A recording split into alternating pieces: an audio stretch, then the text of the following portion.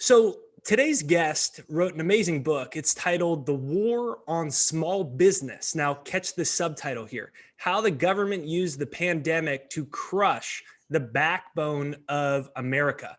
And her name is Carol Roth. The link to her book on Amazon is right there down below. I highly suggest you check it out. The War on Small Business: How the Government Used the Pandemic to Crush the Backbone of America. So we're going to be discussing what that means, what we do about it, and what you personally can do about it. So make sure you hit the like button on this video, and it will send it out to more people in the YouTube universe. If you have someone you think that this message is important, please make sure you share it on social media, send it to a friend. We don't pay the YouTube algorithm to pop up in the top of the feeds. So this is a grassroots campaign where what we're doing is we're taking our sovereignty and our freedom back from this war on small business. And that's what we're going to be discussing. So special shout out to our sponsor today, which is Vizsla Silver, one of our favorite silver and gold mining stocks. And it's nice to meet you, Carol.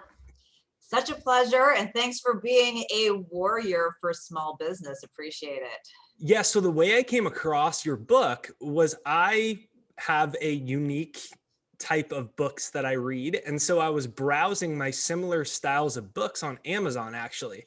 And I was like, that is the title of a book I would write, especially the subtitle. And so I was instantly drawn in. So let's start it off. That's a big statement: the war on small business, how the government used the pandemic to crush the backbone of America. What do you mean, and what's going on? Yeah, this is fascinating. This is the most underreported story of the last 16 months. And to just kind of give you a very top line on it, what happened is the government picked winners and losers. They decided who is going to thrive and who is going to fight to survive. And they did that not based on data or science, but based on political clout and connections. And that ended up enabling the biggest, most historic wealth transfer that we have ever seen. And it happened from Main Street to Wall Street. So this is something that affects everybody. Not only are small businesses half the economy before COVID, about half of the GDP, about half the jobs, but it really is important in terms of the opportunities for economic freedom and wealth creation for all Americans. And last year, this has been going on for quite some time, but last year, it all came to a head in just these epic proportions. Yeah, it kind of gives me the chills because, as I was telling you off air, I've been in two different extremes so far during the last 16 months, one of those being Southern California, the other being Southern Utah. And I saw many, many, many businesses in just the brief period of time during this lockdown that I stayed in San Diego. I saw many of them get shut down. Whereas in Utah, I saw a different atmosphere. And I was wondering if you could go into a little bit more on why this is important, why this isn't just whether somebody says it's a unintended consequence or it's not that important. Give us an idea. I know you've done more research than me, but isn't it something like 60-70% of employment comes from small businesses to begin with? So it's very important for all of us, right? Yeah, it's about half the economy. So if you look at it before COVID, you take a spectrum or take a pie and just kind of go slice right down the middle of it. And one side is very decentralized. Before COVID, 30.2 million small businesses. So it's 99.9% of every business entity is a small business. And that really represents not only the free markets where people are more free in making decisions with less interference, if you will, but it's an opportunity for wealth creation because we know that the way people get wealthy in this country is through ownership and equity. And so owning a business is one of those paths. And maybe that's not the reason every small business owner does it. Some people do it for passion, some people do it for flexibility, but it is that economic freedom. They get the choice. So half the economy looks great. It's decentralized, it's doing its thing. The other half of the economy is in 10 to 15,000, depending on how you sort of categorize it, big businesses. So 30.2 million on one side, 10 to 15,000 on the other side. That is highly concentrated businesses with a lot of power, a lot of capital, a lot of influence. And you can see the outcomes of what happens when you have that concentration. They get very cozy with government. They do a lot of things that help to tilt the playing field in their favor, and you get that concentration of control. So if you're somebody who really believes in economic freedom and opportunity for everyone, not that there's fundamentally anything wrong with big businesses, but you certainly don't want them to get special favors and special opportunities or tilted playing field granted by the government. And just to create that balance of power, the same kinds of checks and balances that we theoretically see in the structure of our government, you want to have more of the economy going towards decentralization instead of going towards the centralization. And the exact opposite has been happening. And we saw that really come to a head in 2020. So I've read a lot about Hitler. And so what the Nazis did is they basically kept businesses, allowing them to kind of sort of operate, but they put special people on the boards. And basically they ultimately controlled them and used them as an extension. And as they signed their surrender treaty, they really amplified it. By then, corporations were very big, very strong, and they started moving assets out and putting special people onto the boards. And so it became a wing for the government. And that's a similar theme that you find. Obviously, Nazi means National Socialism. So this is a similar theme that I've found when looking at socialist and communist systems, that eventually the corporations become a quasi wing of the government. And that's my concern about what is taking place, whether it's the social media companies that get special treatment and they can't be sued, or they get better breaks, or whatever types of companies. So I wonder, what effect does this war on small business, does it come from the growing influence of socialism and communism, or is it just a total accident? So it's an interesting point, and it's funny. As somebody who's Jewish, obviously the comparisons to Nazi Germany are always like, whoa, we have to take a step back. Nothing is Nazi Germany, but the concept of central planning and how you get that sort of dictatorial power, I think, is fair. And anytime you have, on the spectrum, one side, which I'll call free markets, capitalism, whatever you want, but it's freedom, it's choice, it's transparency. It's all of us making our own decisions, and that drives the outcomes, versus the other side, which I call central planning, precisely because so many people like to argue over what's socialism, what's communism, what's democratic socialism. Like, I don't care what you call it, but when you have a handful of people who are making decisions on behalf of everybody else, and they're using force and control and coercion, you get worse outcomes, not only on a freedom standpoint, but on an economic standpoint. And that's been proven by every data set at scale throughout history, everywhere in the world. There's not a single example at scale that doesn't prove that out. So, this is really a question of, as the government consolidates power, they can do that, and they want to do that by just having a few people, whether it's a few businesses or a few special interests that they're working with, because it's easier for them to control.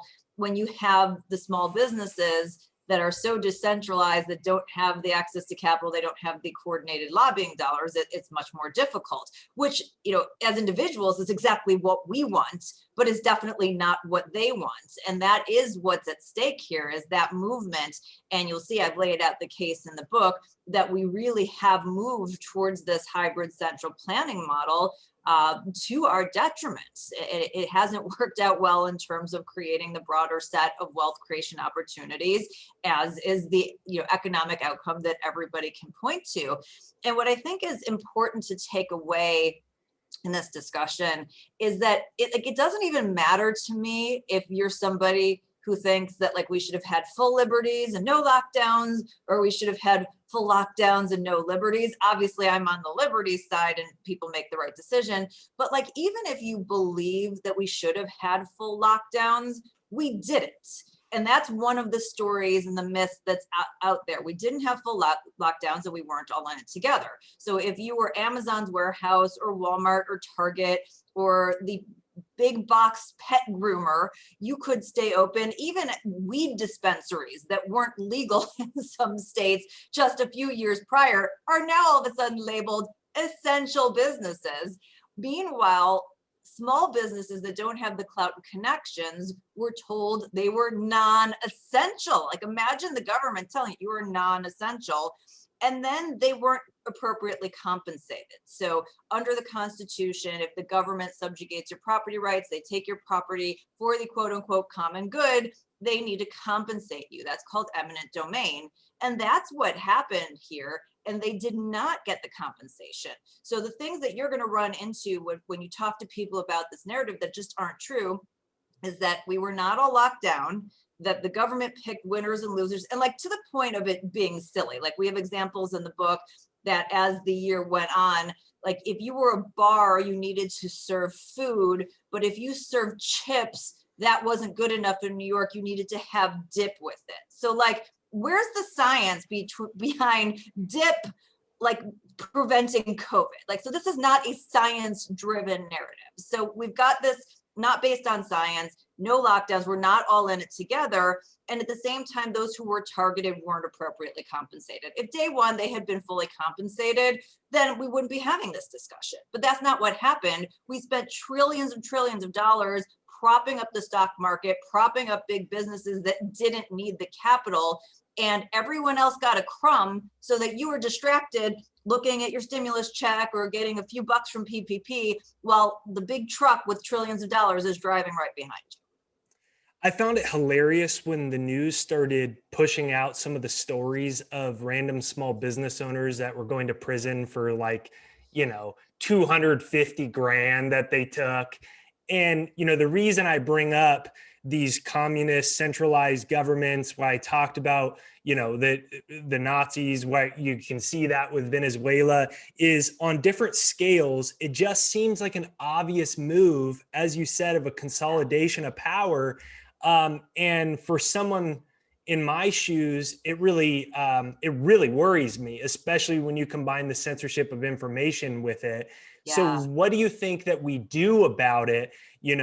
Certainly I understand you're not saying you want to make the comparison to what the Nazis were doing with corporations, but I know you can understand the sentiment I'm saying. Absolutely. Towards this centralization. And so before it gets to that point of further control, whether it's Venezuela or other dictator types of ships, what do we do?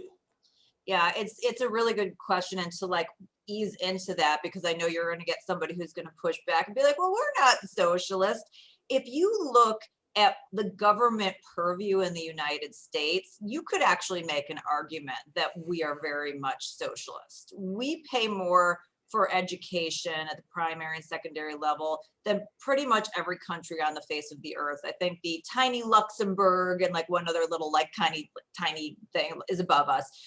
We pay more. Our government has nationalized the large part of student lending at all places of government, federal, state, and local. Before COVID, they were spending $8.1 trillion. To give you a sense, the GDP of Canada is about 2. So the government of the US is spending 4 times that, and that's in the control of a handful of people throughout a few levels.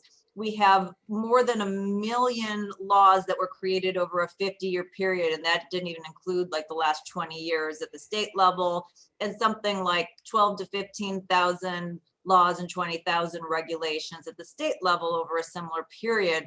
The purview of the things that they're involved in are getting larger and larger. So to say that we're not moving in that direction is insane. And then the other piece of that, which we haven't really talked about, is the Federal Reserve, which is devaluing our currency and aiding and abetting government spending and propping up Wall Street in this wealth transfer from Main Street to Wall Street to the tune of trillions and trillions of dollars. So the movement that we're making is really putting us on that path to socialism or central, full central planning, as you were talking about, best case scenario, we end up like the UK or France. And there are a lot of things I'd like to import from France, cheese, wine, fashion. Their economic policy is certainly not one of them. And that's best case scenario. Worst case scenario, as you said, you could end up in a situation like Venezuela. And while people may poo-poo that, you have to remember that, whatever it was 50, 60 years ago, they were the 5th largest economy in the entire world. So this is not an unheard of shift of powers. So in terms of what do we do about it, this is the $30+ trillion question. I think there are a couple of things. One is just on a personal basis is to vote with your dollars and really make sure that you're supporting small businesses and other entities. It's not to say that big businesses don't add value, and I'm a capitalist, and if there's a good reason to support them, please do, but just be more thoughtful about it. And I guarantee you, you will end up spending more money with the smaller businesses and be thinking about it. We also need to push back against regulation because it always ends up hurting small business. So whether that is, carving it out, which I think is usually the best scenario because no good deed goes unpunished, or excuse me, not carving it out, not having it to begin with, or perhaps a carve out, but again, you could get into a no good deed goes unpunished situation. We have to be thoughtful about things that sound good in theory, but have bad consequences. So whether it's the minimum wage or the PRO Act or, more licensing restrictions or insurance restrictions or whatever else they're going to come up with, really think about the burden on 99.9% of all the business entities that are out there. And then I think we need to stand up and we need to ask our representatives to rein in the Federal Reserve, because that is creating so many problems.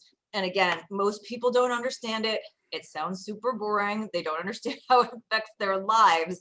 But again, this is causing the biggest transfer of wealth and helping to limit those opportunities for the average American to create wealth, which is a huge, huge issue for our country. Everyone likes to talk about inequality, and unequalness is not something that we should care about. If you look at the top 1% of wealth in this country, the bottom of the 1% is 4.4 million in assets. The top is like getting close to 200 billion.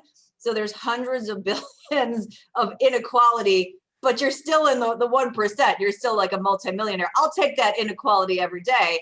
There's a lot less inequality between having 0 and 4.4 million. But for those who have 0, that's not a good outcome. We want them to build wealth.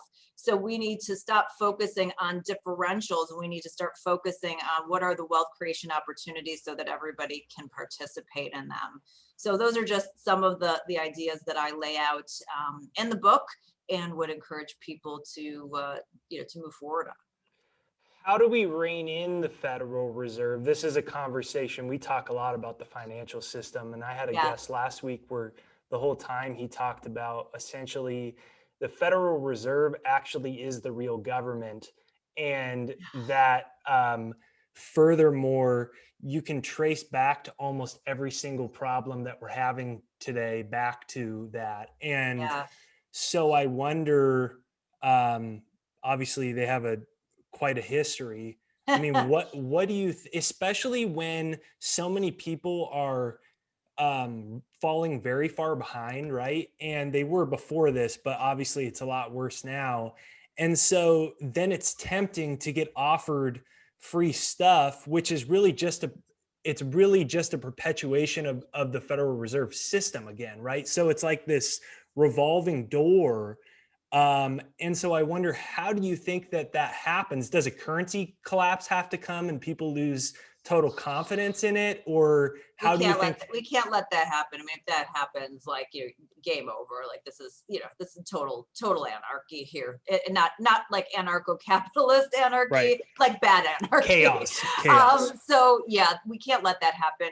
What we need to have is we need to have more guardrails around the Fed's mandate and what they can and can't do.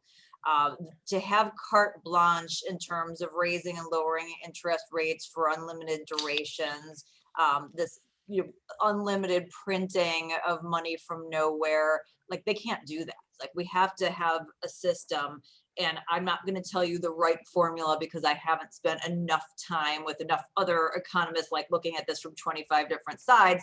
But you can go back to like Milton Friedman, who said that we should be pegging it to growth in the GDP with a certain formula.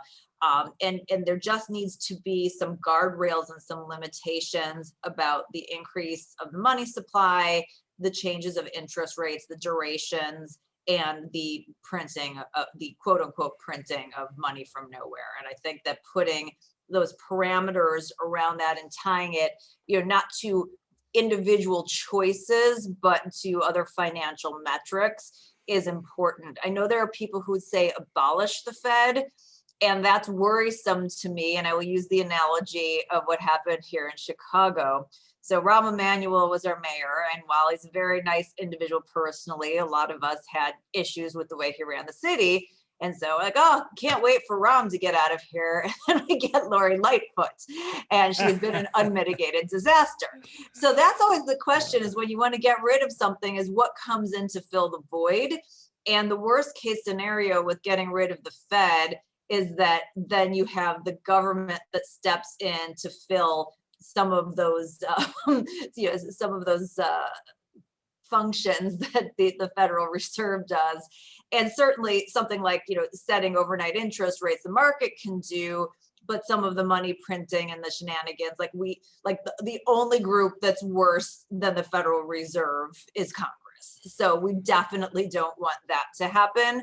So I feel like having some just stricter rules around central banking and what it can do and would be helpful. And it would also be helpful, to be pushing back on our politicians and their spending and the ramping up of the debt. And we have, these quote unquote debt ceilings. It's never a ceiling, right? It just keeps moving up and up. So I just think there needs to be more fiscal responsibility, but that again is tied to actual financial metrics and not just like made up at the whim of a handful of people who, by the way, are wrong all the time. Like if they were right, it wouldn't even be so painful, but we know that they can't be because it's too complicated. And if you look at something like the PCE index, the Fed last year said for 2021, they expected it to be like, I think it was like 1.6%.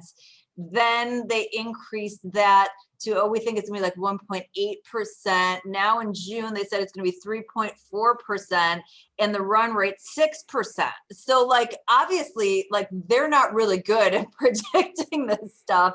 And then they're gonna use some other metric to give them cover on why that's, transitory inflation and it doesn't really matter. So like, we know they don't, like economists aren't, they're just guessing, like they're guessing like the rest of us are. We shouldn't allow that to be like managing like trillions and trillions of dollars and all of our investment and disrupting risk in the market. I mean, that's just that's a fool's errand.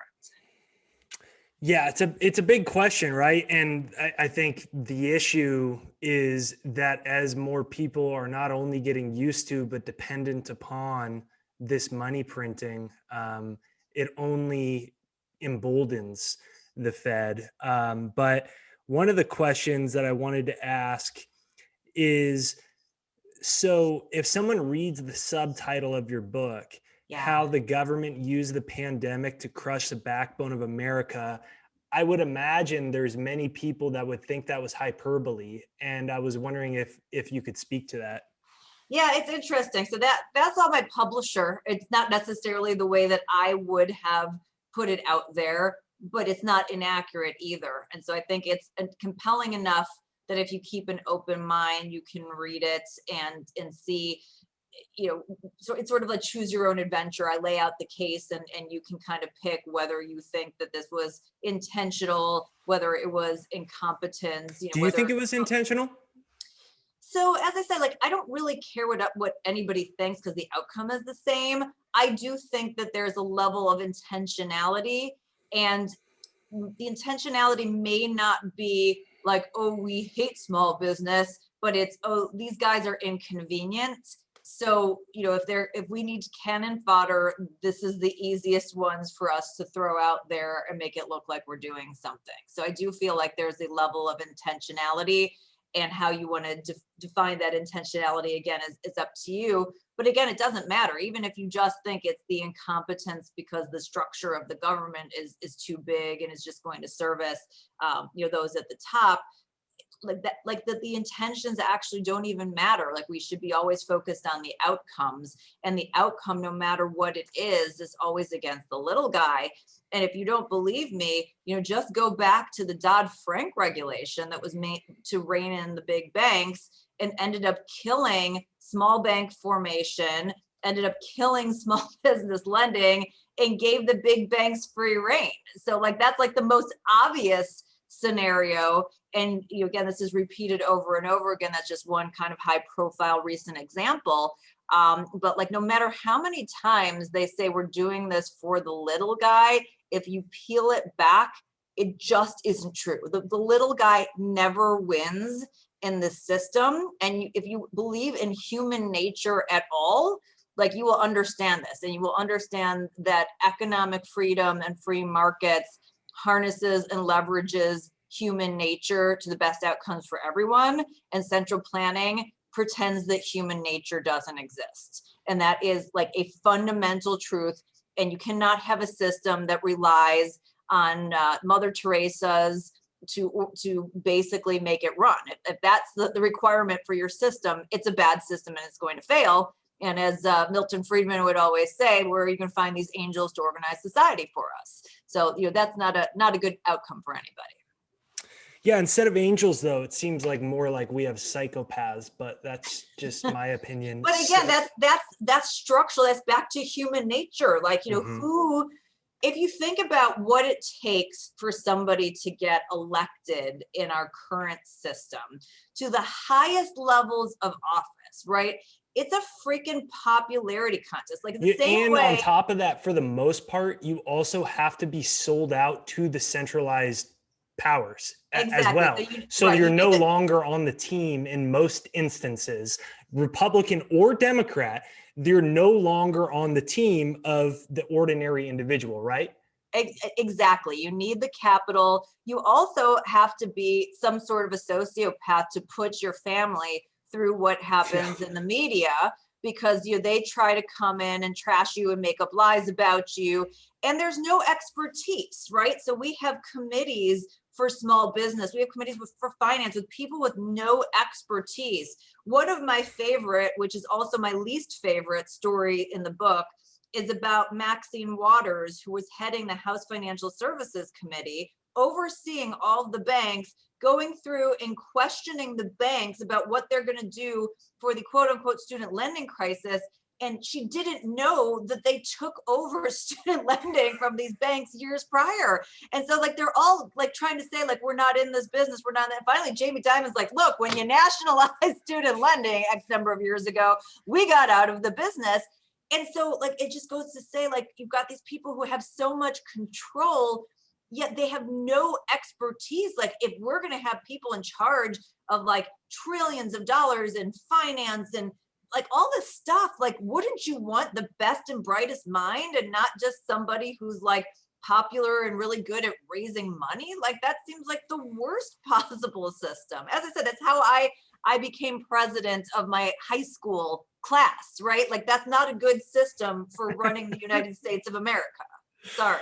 So what are the long-term ramifications of this, right? We could talk about so many nuances, but what are the consequences and long-term ramifications, especially when it seems that if you had to turn this into a ball game and you said this was a 9-inning ball game and you look at where you could go, I'd probably make the argument that though this has been going on long before the lockdowns, that we still might only be in the first few innings, considering how bad that this cycle could get, especially if they do another round of lockdowns this fall. I mean, it's going to be disastrous. So what are the ramifications? So the ramifications are about wealth creation opportunities in the United States, which has been the bastion for wealth creation opportunities. North America has the largest percentage of millionaires of anywhere in the world. We have 42% of the millionaires in the world.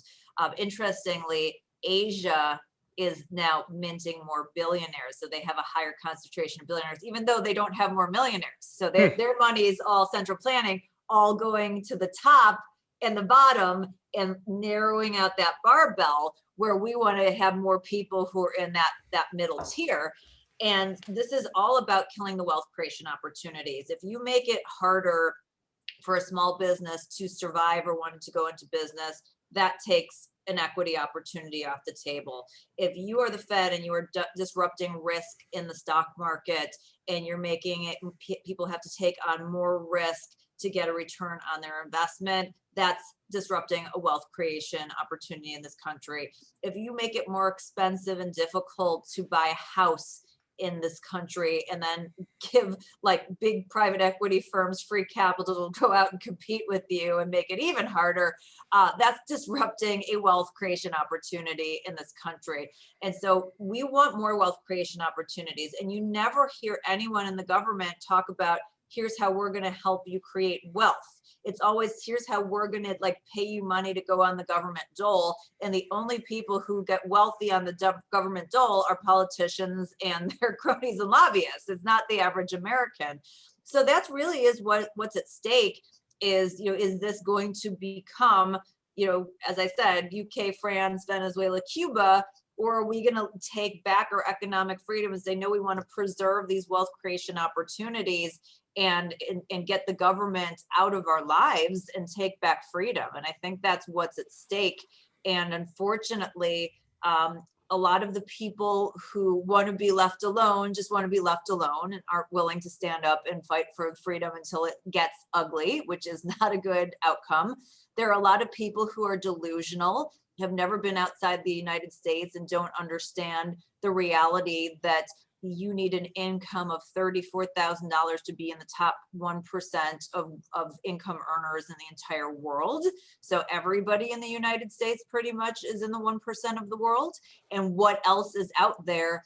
And there's just so much bastardization around capitalism's branding that people don't understand how well that works and how we should be moving towards that and how the government, quote unquote, help, while it sounds good in theory, always ends up hindering those opportunities. And so those are the things that I think that really are at stake here, and that we need to communicate to more people. I've been really excited. I've had some young folks, like, people who are in high school and college who have like heard about the book, have started reading, and are like, yeah, like I'm getting it.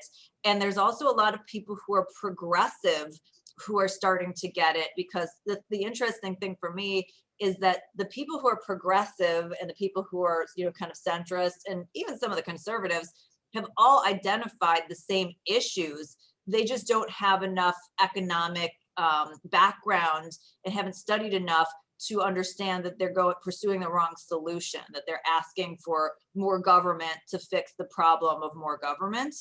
And so I think if we can do a better job of trying to communicate with people and being like, okay, like we're all like trying to solve the same problem. We're not on different sides, but here's something else for you to consider. That's starting to get some people to come around. And so that is actually really encouraging to me. That's fantastic. And I think, you said that well. People don't realize that it's in a lot of it, not in every, but in many instances between progressives and conservatives, they see the same problem. It's just, as you said, are we voting for more government to solve the problem of more government that's already been creating, right? So I was going to go another place, but you said something else interesting, that America has the most millionaires, but China's growing more billionaires. And I wonder, ByteDance is really, all ByteDance really is it's an arm of the Chinese Communist military complex. Right. And so what China does, and I know you know this, but for many people that don't know, they use the fiat currency system to prop up essentially communist agents. Even if they're entrepreneurs, they essentially become branches of the Chinese communists to, basically grow a lot of power. And I wonder, do you believe that's the reason that there are more Chinese billionaires? Because, or you said Asian in general. Do you believe it's because they're working more closely with the government, or is it just that a random coincidence that many of big social?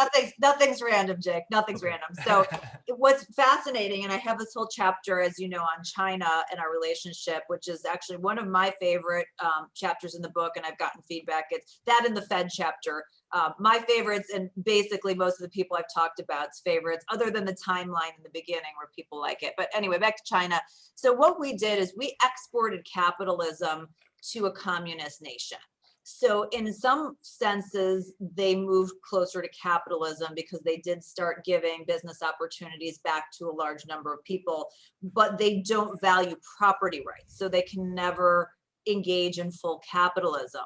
And as you become big and powerful, they're going to want a piece of that. And if you go rogue, they're going to thwart that. And we've seen that. I don't know if you guys remember what happened with Jack Ma, who was the founder of Alibaba, and he started stepping out of line with the Chinese communist propaganda.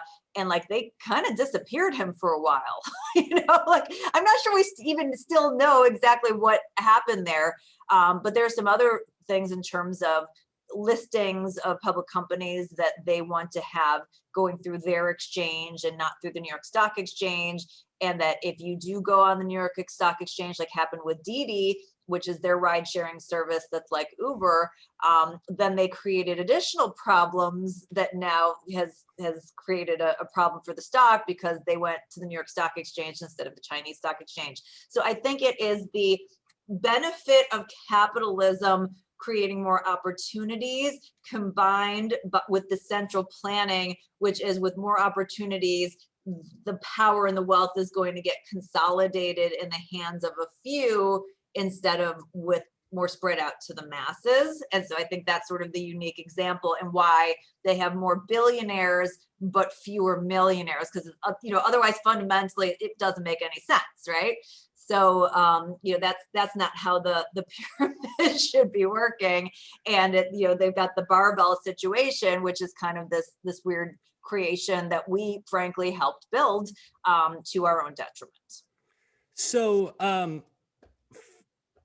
first, what did you make of Charlie Munger's remarks about, I'm sure you saw that recently, his remarks about communism and essentially saying that he's a communist. And I feel like it seems like that similar type of thing as you just discussed with these big corporations that are essentially branches of the Chinese Communist Party.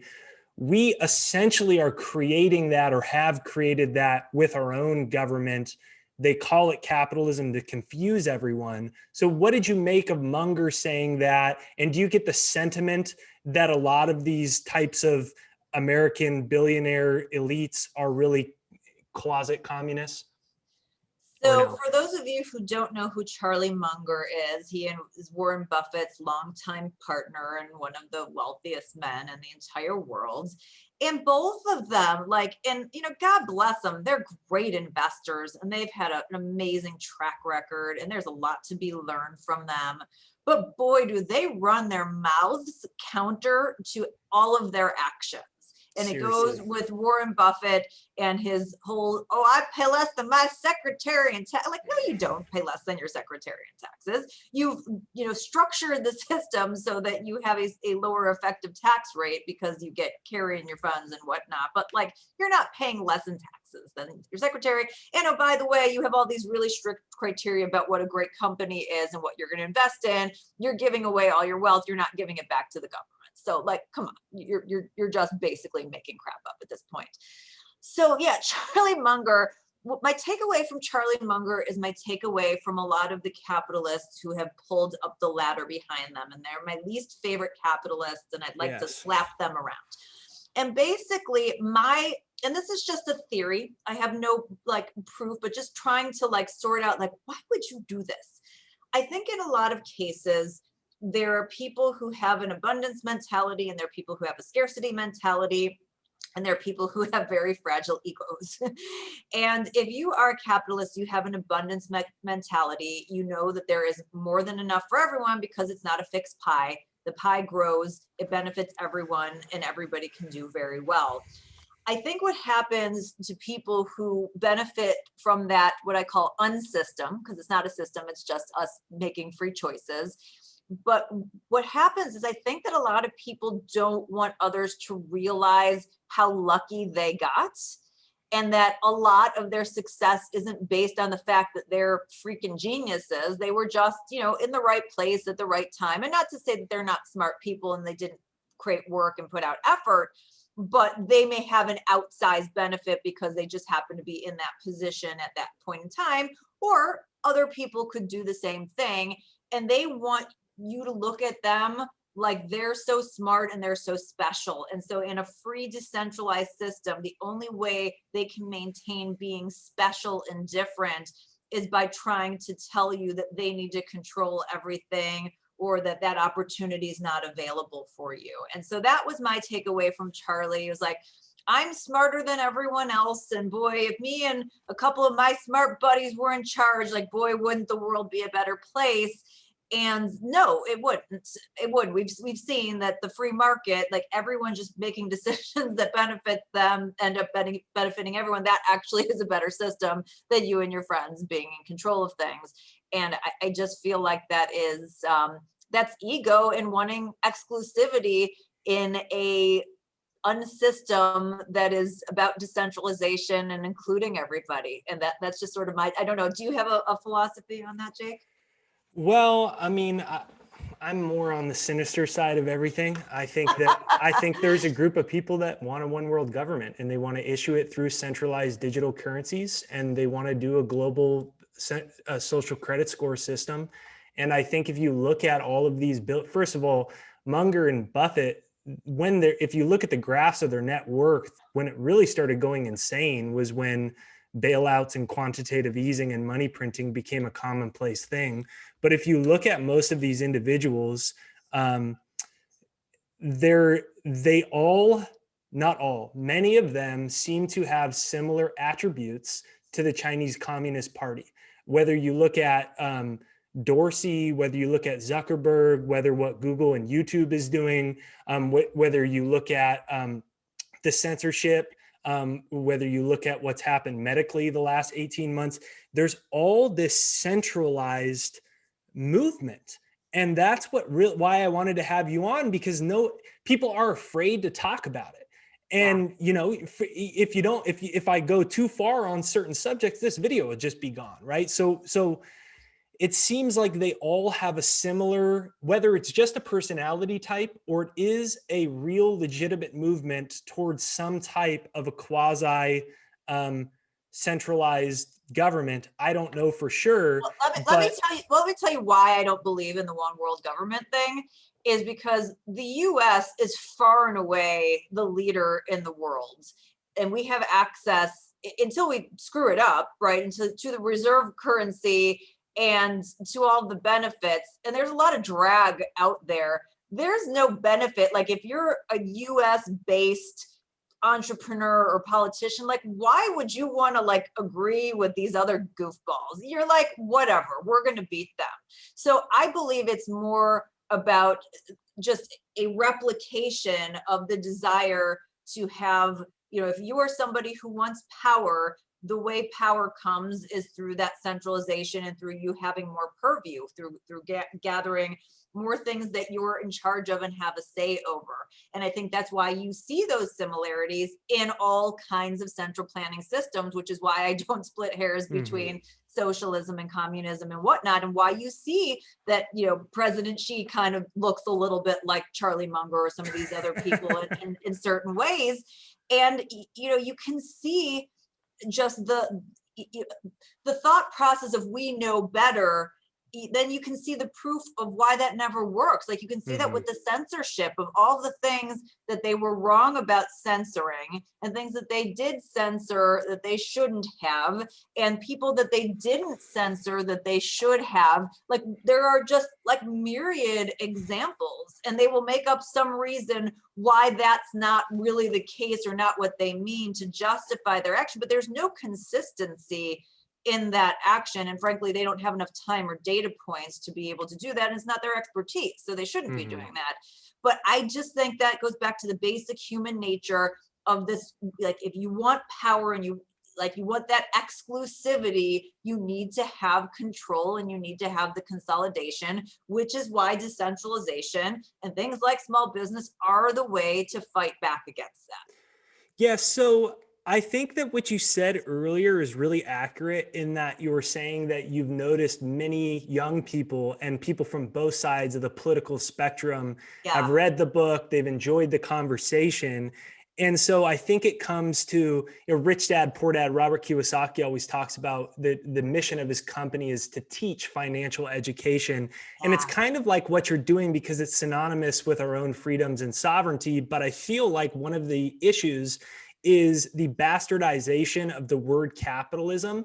And the people have very different interpretations of what it is. And I would argue we don't live in a capitalist system. They just use that term. And so can we talk a little bit about that? And kind of if we move away from the word communist, socialist, and we just call it centralized, capitalism versus centralized. First, free markets, freedom and choice versus central planning. That's what you need to be talking about.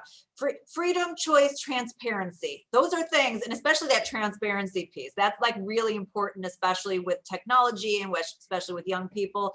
Freedom, choice, transparency. That is your one end. That is your free market system. The other side is central planning, a handful of people, force, control, coercion. That's the branding. And again, like you can come up with any name you want. I was with friends of mine, the Habibi brothers, the other night, and we were calling it financial jihad. Just joking around. It's like like what's a fun term that we can? But like whatever it is that you want to call, you call it Fred. You can call it like anything. The name doesn't matter. What matters is the underlying principle. Is that we need to get away from a handful of people having control, coercion, force, power, and making the decisions on behalf of the masses. We want to make our own decisions and live with those outcomes and have that personal responsibility and accountability of what that ends up looking like at the end of the day. And it needs to have transparency, and it needs to have those central planning people staying out of the way and not playing the rules. Like if you have a football game and like one team is playing by the rules of football, and then the officials are like, oh, hey, other team, like you can just do whatever you want. Like we know how that's going to turn out. And that's basically the scenario that we have going on right now. So we need to get them out of the way. Their refereeing should just be on the rules of football. It shouldn't be on anything else. So can you explain why voting for more centralization or democratic socialism will only perpetuate the problem we're facing? Yeah, I mean, it's like picking up nickels in front of a steamroller, right? Like you bend down, yeah, you got your nickel, but it's gonna run right over you. Let's pretend that I'm a self-proclaimed Democrat socialism. I like Bernie, all these people, but I agree with everything else you and I are talking about. I'm like, we're on the same page with everything. Yeah. But my answer is socialism. So I think it's always easier to talk about in discrete problems rather than a whole system. Okay. So like, one of the things I didn't talk about in the book because of a lack of space that I talked about in a previous version of the book, I wrote like 3.5 version of the book, but like something like social security. So do you believe that we need a social safety net? Now, if you're playing the role of the Bernie bros, absolutely, we need to have a social safety net. And the way the social safety net currently works is that I go ahead and I work and I pay in to that. And then my employer, or if I work for myself, I am my employer. So we pay into that and we double the amount.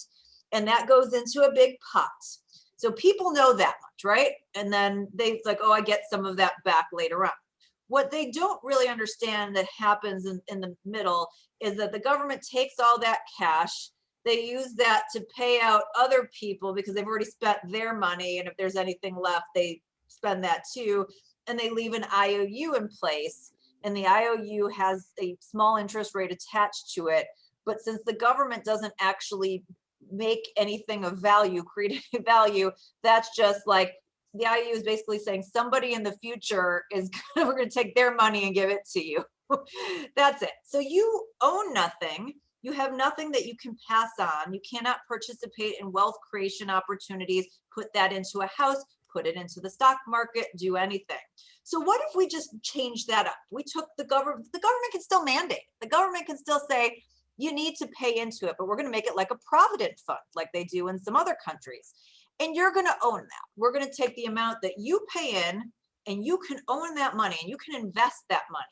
The amount that your company pays in, we're going to take that. We're going to help to fund people who are less fortunate, who aren't working or are disabled. Like, are you good with that? You would make so much more money and have so much of a better outcome. You own it, you can pass it on, you can invest it, you can participate in those wealth creation opportunities. We've now just taken one of the biggest expenses away from the government. We're still helping other people out. Why would anybody object to that? So I feel like those are the kinds of things, like, here's a way we can have smaller government. We don't need them as a middleman taking a tax. You actually get a better outcome. That person who's disabled or, isn't working or, their spouse died or whatever is getting a better outcome because they can actually invest that in wealth creation opportunities and own that money. And we know it's there because it's yours. You're not dependent upon like some Ponzi scheme to be working. I feel like those are the kinds of conversations where you just have to kind of go through and show the good side and the bad side to start showing like, oh, okay, this is a better way to like, we all think this is an okay thing. I mean, it's the same thing with school choice, which has become a big thing at the local level.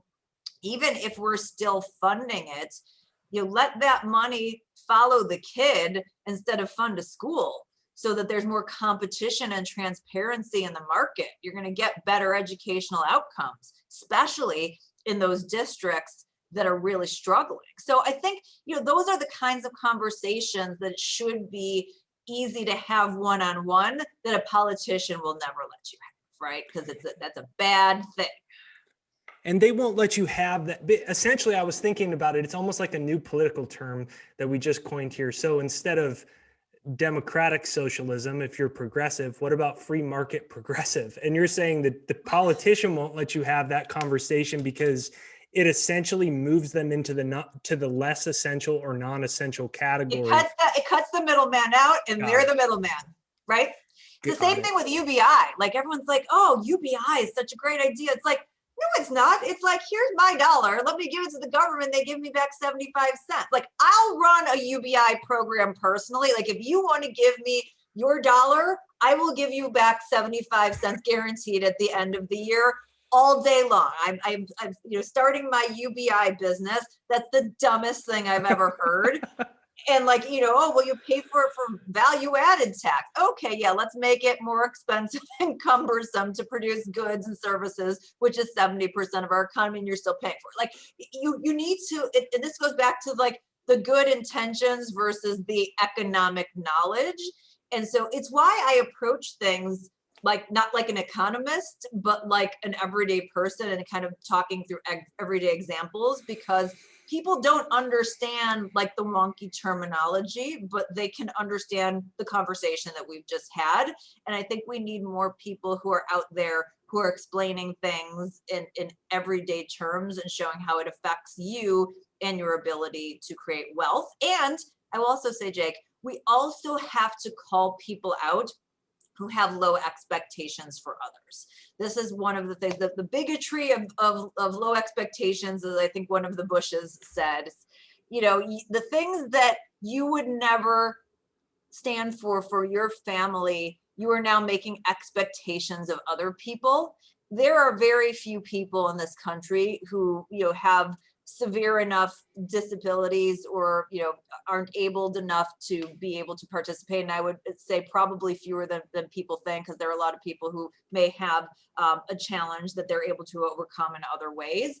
And so for you to say, no, I don't think that you can do that, is horrendous. Like, we should be focused more on, like, how do we take these people and give them more wealth creation opportunities versus treating them like they're morons. Because if you tell people they're a victim, they're going to act like a victim. And if you tell them that they have the potential to go get it, they're going to do that.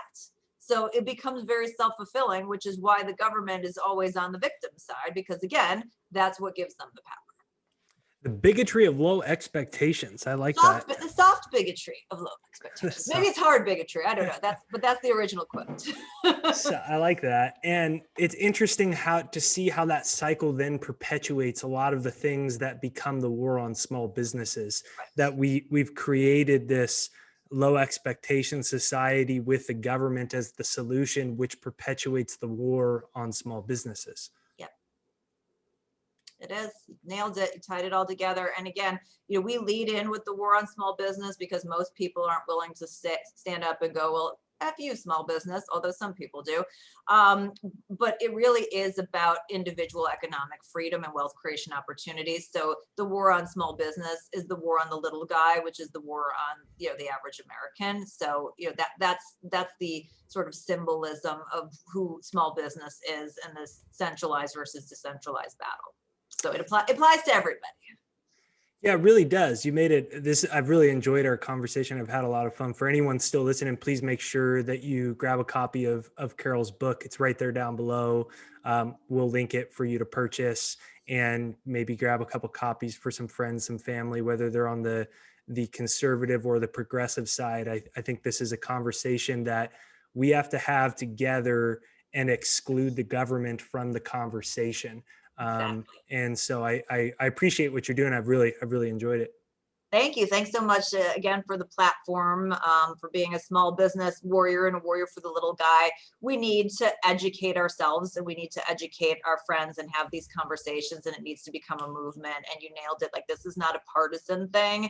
This is about your opportunity as an American. And so, like, I don't care where you come from on the political spectrum. Like, I feel like there's a place where we can all agree, and it's certainly not where we are today.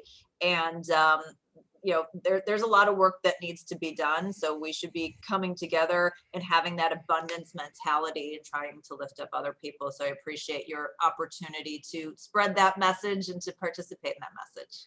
Yeah, to me, it just all comes back to liberty. And if the war on small business perpetuates and we go into depth on what it includes, it just means that more people get their sovereignty taken away slowly but surely. And, that's what this is about. And if we can have these conversations on our own, maybe one day, I'm not sure of the likelihood of it, we could have a smaller, just shrinking the size of the government, all their salaries and all their pensions and all their private jets. Think about how much more money, just for, even if you want to talk on the progressive side, how much more money there would be available for social causes just by doing that. And so I think you're doing great work in the world. We want to recommend everyone get the book. If you enjoyed this episode, please make sure you share this. You could text it out, email it out to someone, put it on your blog, share it on social media, find your favorite clip and put it out there and help us spread this word. If you think that this is an important conversation, make sure you hit the like button on this video to send it out in the YouTube universe so more people see us. Give us a comment right there down below and let us know what you think the most important thing for us to know or things for us to do to stop the spread of this war on small businesses. And again, we're joined by Carol Roth, The War on Small Business, How the Government Used the Pandemic to Crush the Backbone of America.